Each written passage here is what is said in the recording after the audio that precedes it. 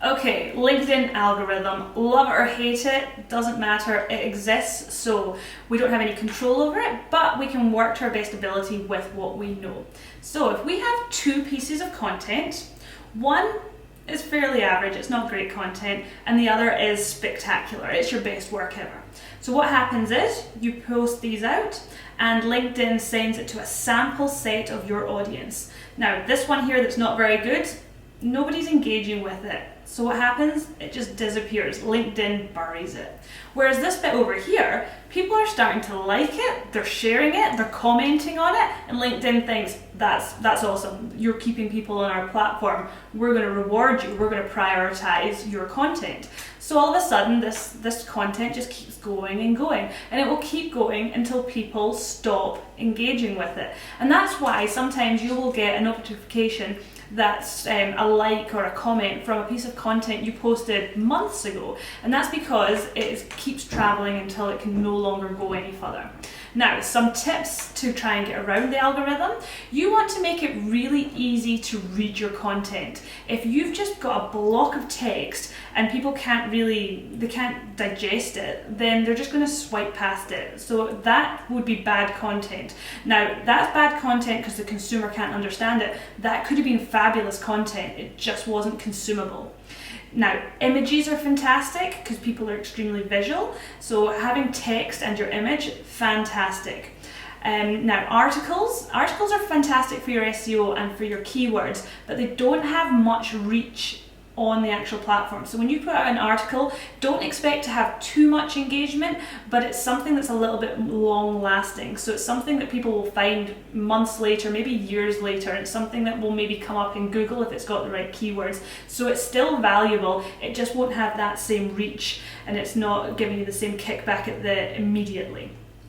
Hashtags are really important, and the sweet spot is between 3 and 9. Less than 3 or more than 9, and it just seems to get lost a little bit. Hashtags are really important because people actually follow hashtags on LinkedIn, or if there's a lot of the same kind of content that they're liking, LinkedIn will actually find it and they'll recommend it to someone if it's getting some traction as well. Tagging people. I absolutely hate when I see just a tag cloud. You've just tagged everybody in there that you think might be interested in this content. That is not a good look, and LinkedIn hates it.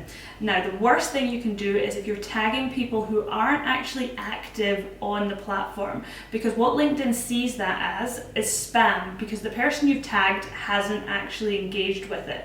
So if you're going to tag people that aren't particularly active, a way to get around that because it might be important that you tag them because they're part of the event, or you're thanking them because it's great work they've done, or you want to acknowledge them. That's totally fine. But maybe send it to them and just say, hey, I just posted this, can you give it a bit of love? Or you might want to just put their name and maybe tag them in the comments. Now, something else you want to put in the comments is a URL, any external links. LinkedIn does not want you taking anyone off of their platform. So how you get around that when you want to share an important link is that you can write at the bottom, link in comments, and a little pointy finger down, or you can go in and edit the post. Once you've posted it and then you edit it and then add the link, you can get around it that way. Now, LinkedIn loves dwell time. So anything that's going to keep someone on your post longer, that to LinkedIn is a thumbs up that someone is enjoying your content. That's why videos are really important, because they're long form. Someone has to sit there for 30 seconds to 90 seconds actually consuming that content. Carousels are really great just now as well. So that's basically when you're adding a PDF rather than pictures and people can scroll through them. That's a great way of conveying information visually for people and keeping them on your page.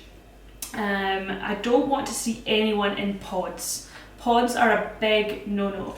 An engagement pod is basically when a group of people set up a messaging system, maybe on LinkedIn, or it could be external to LinkedIn.